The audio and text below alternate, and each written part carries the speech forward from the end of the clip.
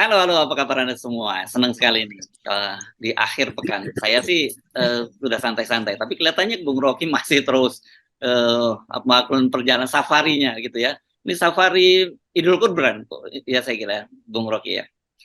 Ya ini seperti akal sehat di Medan. Jadi saya mau ketemu dengan mereka yang berupaya untuk mengaktifkan ide perubahan. Karena perubahan itu nggak mungkin sekedar diandalkan atau diasuransikan pada partai. Tetap relawan-relawan ini harus mengaktifkan diri supaya perselisihan politik bisa diubah menjadi persaingan akal sehat itu sebetulnya tuh. Ini kalangan intelektual, kalangan dosen tuh. Jadi itu intinya kenapa saya mau narmatir ke seluruh pelosok supaya Indonesia tidak terperosok. Iya, iya, benar-benar praktis seluruh pelosok tanah air Anda mulai jelajah. Oke, tapi mari kita, nah ini karena Anda eh, keliling Indonesia supaya Indonesia tidak terperosok, saya kira kita penting juga ini membahas apa yang disampaikan oleh eh, calon Presiden Prabowo Subianto. Kan kita tahu dia salah satu kandidat yang terkuat lah sekarang setelah kelihatannya tanda-tandanya didukung oleh Pak Jokowi. Itu dalam wawancaranya di Najwa Shihab kalau tidak salah ini ya, dia kok ketularan Pak Jokowi ya. Dia mengaku nanti kalau dia terpilih jadi presiden dia akan mengajak semua termasuk lawan-lawan politiknya masuk dalam kabinet gitu. Kelihatannya Prabowo ada di dalam ayunan gairah untuk memimpin Indonesia tuh.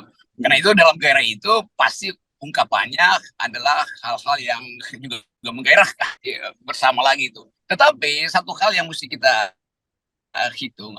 Persaingan ini kan persaingan ide itu. Jadi apapun yang diucapkan Pak Prabowo itu akan dibantah sebetulnya oleh pesaing-pesaing dia tuh, oleh para kritisi itu. Jadi biarkan Pak Prabowo mengajukan dalil, nanti kita masuk di dalam periode untuk mengkritik apa yang dimaksud dengan bersama membangun Indonesia tuh. Apakah pinjam kader dari tempat lain? Tapi kalau kita hitung secara stat untuk menghidupkan kembali sistem pembangunan yang teknokratik, itu menunjukkan dia butuh partai yang teknokratik. Golkar misalnya tuh. Jadi orang bisa begitu. Tetapi sebagai retorika politik tentu Prabowo akan bilang bahwa oke, ini negeri yang harus ada usung bersama-sama tuh. Oke, tapi kan ini kan kita selalu mengkritik apa yang dilakukan oleh Presiden Jokowi, termasuk ketika Pak Prabowo dulu masuk dalam kabinet, kita juga melakukan kritik karena yang terjadi ya seperti sekarang ini, bagaimana pemerintah itu sepenuhnya mengendalikan semua lembaga-lembaga, ada institusi seperti legislatif, bahkan sekarang masuk ke juga yudikatif, semua di dalam kontrol Presiden, dan godaan untuk semacam itu tuh kan kuat kalau toh katanya semangatnya untuk persatuan, tapi dalam perjalanan waktu kan kita tahu apa yang terjadi pada pemerintahannya Jokowi. Nah itu penting kita minta klarifikasi sebetulnya. Kendati itu semacam talk show dengan Najwa Shihab dan uraian-uraian di dalam forum semacam Najwa Shihab kan itu sebetulnya lebih banyak show-nya daripada talk-nya kan. Jadi sebetulnya kita mau pastikan bahwa di dalam politik selalu ada balance kekuasaan. Jadi oposisi mesti berperan. Jadi kalau Pak Prabowo mengambil semua kekuatan itu demi bangsa, juga dia kehilangan kemampuan untuk dikontrol kan. Padahal kita selalu ingin bahwa kontrol itu melekat di dalam sistem demokrasi. Nah, keadaan-keadaan semacam ini yang menurut saya diperlukan ketelitian untuk membahas apa sebetulnya yang dimaksud dengan bersama-sama itu. Nah, bersama-sama tentu ingin membangun bangsa, tetapi dalam rangka membangun itu mesti ada yang kasih kritik. Jadi tetap Pak Prabowo mesti sisakan argumen itu supaya terlihat bahwa Prabowo tidak akan merangkul semua pihak sehingga tidak ada lagi yang akan jadi oposisi pada dia. Ya, dan saya kira ini mumpung belum terpilih gitu ya.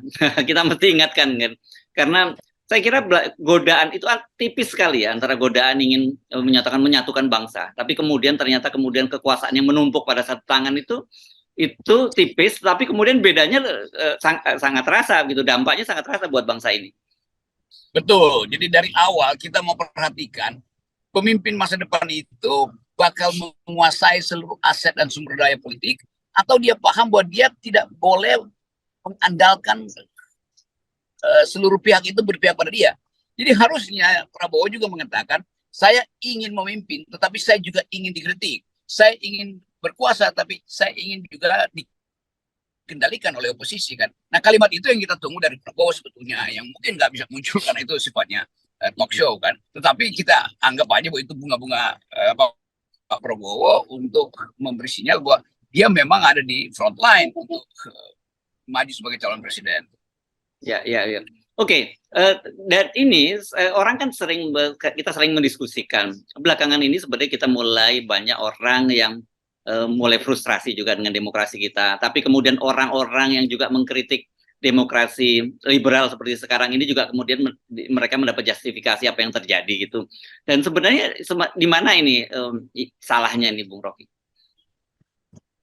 Nggak ada yang salah sebetulnya. Yang salah ada Jokowi tidak membangun demokrasi yang otentik. Demokrasi itu dalam sistem apapun mesti ada oposisi kan. Kan itu dasar mau demokrasi Pancasila, demokrasi liberal, demokrasi buzzer atau demokrasi apa. Yang masalah adalah kemampuan Pak Jokowi untuk membaca arah bangsa ini dengan fasilitas yang terbatas kan. Jadi Jokowi nggak paham bahwa kekuasaan itu harus dikendalikan, kekuasaan itu harus dibayang-bayangi oleh paralel politik yang biasa kita sebut sebagai pikiran akademis atau terutama pikiran oposisi kan. Kan ini yang nggak terjadi tuh. Jadi kita jangan salahkan demokrasi sebetulnya kan, orang aja menyalahkan demokrasi. Padahal sebetulnya indeks demokrasi kita turun ketika Jokowi udah 7 tahun berkuasa. Tadinya kan bagus-bagus saja. Zaman SBY kita dianggap sebagai negara yang sedang menapak jalan ke arah demokrasi dengan basis kemajemukan, etnisiti, agama, segala macam.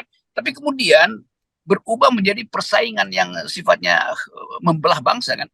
Nah itu kondisi semacam itu hanya ada ketika Jokowi menetapkan bahwa dia tidak memerlukan oposisi dan karena itu dia rangkul semua pihak. Merangkul semua pihak artinya memasukkan ke dalam diri dia sendiri seluruh ambisi dia tuh. Nah itu yang membahayakan kehidupan politik kita hari-hari ini.